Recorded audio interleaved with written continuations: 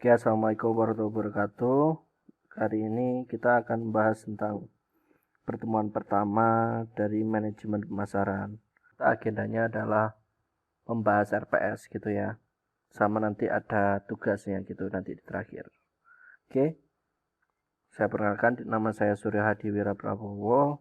Saya dosen pengampu di manajemen pemasaran dengan kode MNJM 6005 gitu ya. Oke, kita langsung aja. Ini nanti bisa kalian download RPS-nya karena nanti saya sediakan linknya di bawah video ya. Kalian bisa download. Kalau ini nanti saya akan membahas secara singkat saja, yang penting-penting. Kalian bisa download, kalian bisa baca. Oke, ke bawah. Oke, yang pertama adalah sumber pembelajaran atau referensinya. Kita pakai bukunya Kotler. Gitu ya, Kotler. Tenang aja, ini sudah ada e-booknya, nanti bisa di-download juga di bawah. Di bawahnya video, di kolom download materi dan tugas gitu ya. Silahkan kalian download di sana, ada bukunya. Nanti kalian bisa baca untuk mempersiapkan perkuliahan minggu depan seperti apa gitu ya. Oke, kita next. Jadi bukunya cukup satu aja yang ini. Ini udah ada e-booknya, bisa kalian pakai gitu ya. Silahkan dipakai. Karena saya berpatokan pada buku tersebut gitu ya. Jadi runtutannya dari buku tersebut. Kita bahas sekarang runtutan kuliah, ada di kegiatan belajar mengajar. Oke, kita pertemuan 1, kita bahas RPS sama kontrak kuliah aja. Jadi biar sama-sama tahu nanti kira-kira apa yang akan dipelajari dalam semester ini dan bagaimana perkuliahannya gitu ya. Mulai dari pertemuan 2 sampai pertemuan terakhir, ini materi ya jelas. Jadi kayak gini. Kalau kalian membaca RPS, ini caranya kalian baca, terus habis gitu, misalnya pertemuan 2 gitu ya. Bahasnya tentang defining marketing for 21st century gitu ya. Nah, referensinya apa? Referensinya pakai Kotler. Yang chapter 1 artinya ketika kalian sebelum masuk kelas, kalian silakan baca referensi ini. Yang chapter 1 kalian pelajari. Nanti kalian bisa masuk. Nanti di perkuliahan itu saya akan menjelaskan gitu ya, bagaimana maksudnya. Kalau kalian ada yang mau ditanyakan, silakan ditanyakan gitu. Oke, gitu aja.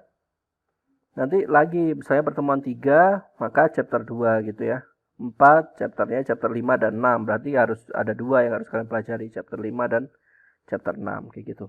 Oke, ini seterusnya kalian tinggal baca aja sesuai sama pertemuannya. Nah, di pertemuan 8 kita akan melakukan UTS.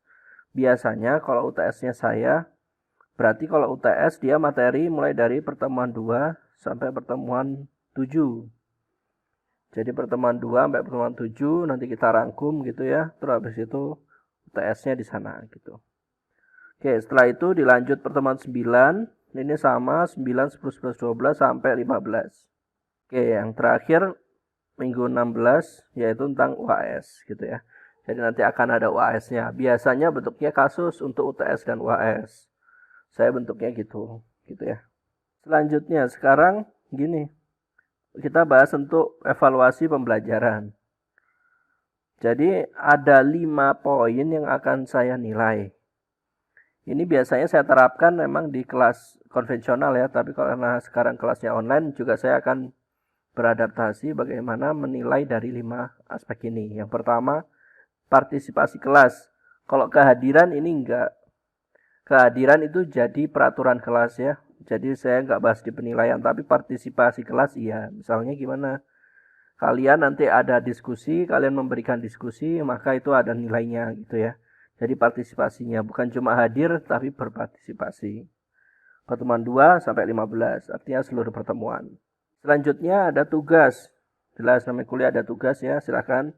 Nanti dari pertemuan 2 sampai 15. Ini tergantung saya. Kalau misalnya ini ada tugasnya, maka ada tugasnya. Kalau enggak, ya bisa bentuk lain. Bisa saja bentuknya kuis gitu ya. Kalau kuis sifatnya tentatif, jadi kalau misalnya ada yang perlu diujikan, maka saya akan berikan kuis. Selanjutnya UTS, pertemuan ke-8, seperti yang tadi ya. Lalu AS di pertemuan 16. Dengan rasio seperti ini ya, 10, 20, 10, 25, 35. Ini saya rasa sudah cukup. Karena UTS dan UAS memang dia bobotnya harus lebih banyak karena persiapannya juga lebih berat gitu ya. Tetapi untuk tugas juga besar karena presentase tugas akan lebih banyak di perkuliahan ini gitu ya. Oke, selanjutnya ini nilai. Kalau nilai ini udah tetapan dari kampus ya. Kalian bisa baca-baca aja. Selanjutnya peraturan perkuliahan. Nah, ini kan peraturan untuk kelas konvensional ya, kelas tatap muka maksudnya. Nah, kalau ini kita kelas online, saya juga mengadaptasi. Jadi misalnya masuk kuliah 80%, minimal 80% gitu ya. Toleransi sebesar 20% atau 3 pertemuan. Oke, itu bisa.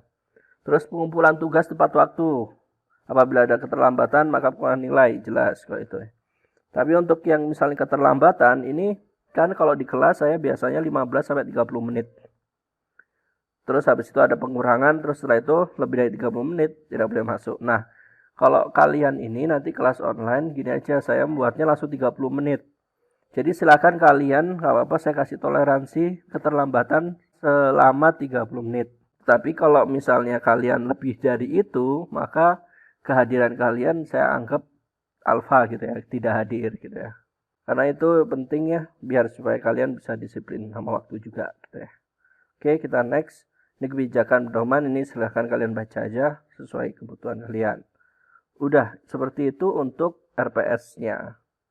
Kalau nanti ada yang mau ditanyakan, bisa ditanyakan di pertanyaan di bawah atau ada di grup global gitu ya. Silakan. Oke, sekarang kita bahas tentang tugasnya. Jadi, tugas minggu 1. Oke. Tugas minggu 1. Jadi, tugas minggu 1 sederhana aja. Kalian bikin kelompok gitu ya. Bikin kelompok satu kelas atau satu offering. Silakan kalian bagi menjadi 13 kelompok. Jadi kalian koordinasi ya, satu offering gimana.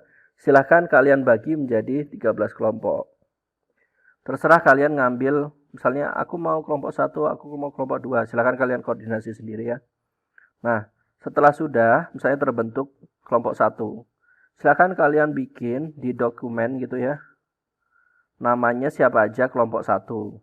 Kelompok 1. Siapa aja, ketuanya siapa gitu udah. Nah, hasilnya ini silahkan kalian upload. Kalian submit di form submit ya. Oke, terus habis itu kasih di catatan. Di catatan kalian kasih pembagian kelompok. Oke. Di dalam catatan, di kolom catatan tuh silakan tuliskan pembagian kelompok. Kalian submit tugasnya, udah cukup kayak gitu aja. Karena untuk pertama kita pemanasan dulu, kita membagi kelompok dulu. Minggu depan nanti kita baru akan membahas kasus gitu ya. Oke, udah seperti itu. Silakan nanti kalian persiapkan kuliahnya. Kalian baca-baca referensinya. Terus habis itu nanti jangan lupa tugasnya, silakan di-upload gitu ya. Nanti kalau sudah, kita minggu depan kita akan bahas sebuah kasus. Oke, gitu aja. Kita dapat akhiri. Terima kasih. Wassalamualaikum warahmatullahi wabarakatuh.